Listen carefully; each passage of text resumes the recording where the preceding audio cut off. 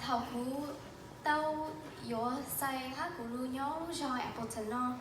I told my family that I was never going to go back to Minnesota and I was going to stay here because I loved Appleton. Appleton, not because of the city or the businesses or the jobs or the homes. I love Appleton because of the people here. And specifically, our church family here at Livingstone Alliance Church.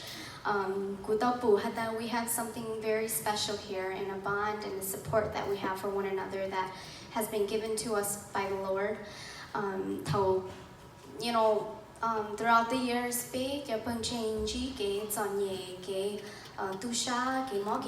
and I never cease to see another brother or sister in Christ reach out and support others who are in need at that time. So, it just talks about the Lord's goodness and how throughout the years,